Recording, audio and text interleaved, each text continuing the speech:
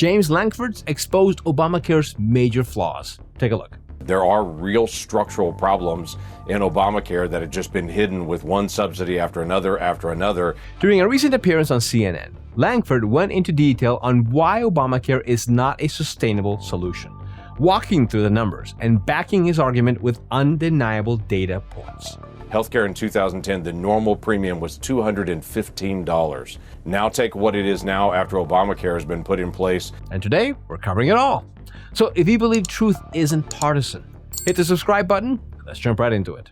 So the Senate is now in recess until the new year. There is nothing that is going to stop these premiums from rising. How do you explain to constituents in Oklahoma why this is happening to them? This is pure and simple an expiration and a problem that the Democrats created several years ago. Obamacare is unaffordable. What happened when Obamacare was put in place? Prices skyrocketed in the marketplace during COVID. Democrats put an additional subsidy on top of the Obamacare subsidies. They gave that an expiration date. That was the end of this year. That plus up is going away, and it's exposing the real issues within Obamacare. That's the challenge that we're facing. Just in my state, we took a 6-year snapshot. The Obamacare marketplaces went up 198% during that time period. Normal insurance, commercial insurance for everybody else went up 29% during that time period. There are real structural problems in Obamacare that have just been hidden with one subsidy after another. Exactly. We've said it time and time again. The only thing Obamacare managed to do was expand coverage. Other than that, it was a complete failure. For instance, a Heritage Foundation report found that between 2013 and 2019, it, quote, more than doubled health insurance costs in the individual market, with the national average premium increasing by 129%. Now, to be fair, other factors also played a role over the past decade. Inflation, rising medical costs, and broader market pressures all mattered. But the ACA was a major driver of those increases. That's why extending those subsidies without changes would be the same as burning taxpayer money. The host then shifted the conversation and asked Lankford about the political fallout of letting the enhanced subsidies expire, rolling a clip of Lisa Murkowski's comments. So let's see how that played out. So your colleague, Senator Lisa Murkowski, a Republican of Alaska, warned that there may be political consequences to not fixing the problem right now in this moment. Let's watch what she said.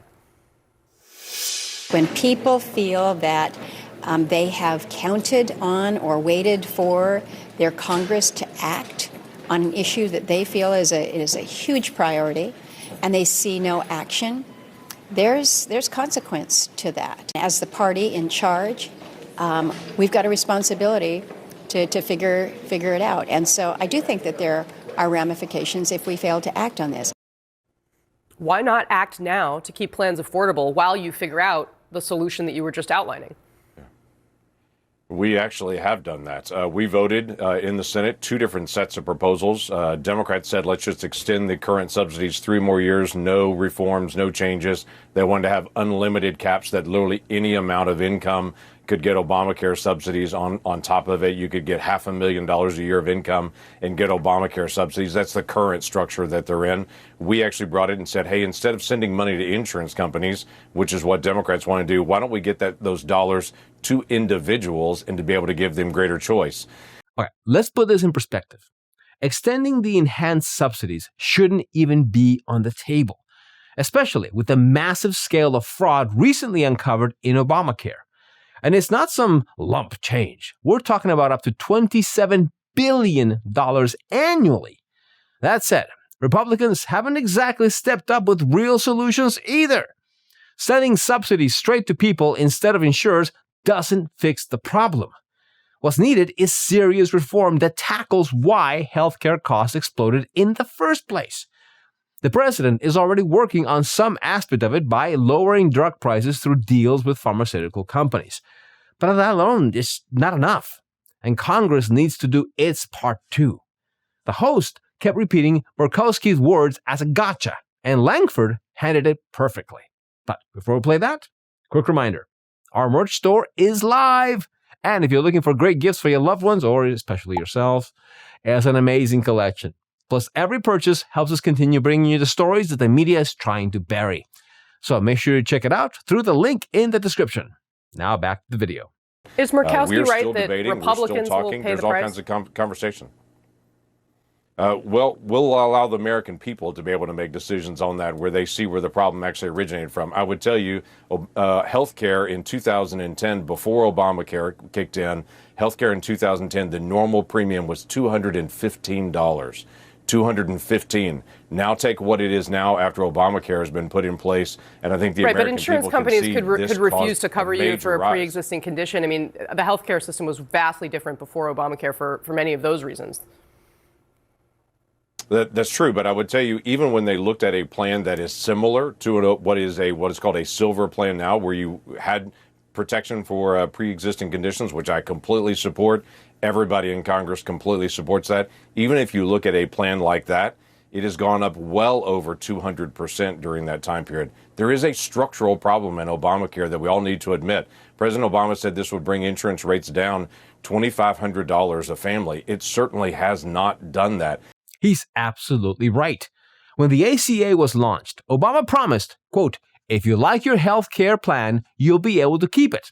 And according to PolitiFact, he said it 37 times. Since that didn't end up happening, the line was changed to, quote, "What we said was, you can keep your plan if it hasn't changed since the law passed." Another pledge was, quote, "cutting the cost of a typical family's health insurance premium by up to $2,500 a year." Guess what? That never happened either. And PolitiFact rated it as a broken promise on their Obama-meter. The conversation then shifted to Trump's upcoming meetings with insurance companies, as he might push them to lower premiums voluntarily. And Lankford had some interesting details to share about it. It's not that Republicans aren't working on this. Democrats just don't want individuals to have more choice. They want to have a very limited number of choices and give more power to insurance companies. We just don't agree. President Trump is planning on convening the insurance companies. He's planning on meeting with them to tell them that they need to voluntarily lower their prices. Is that a strategy that you would support?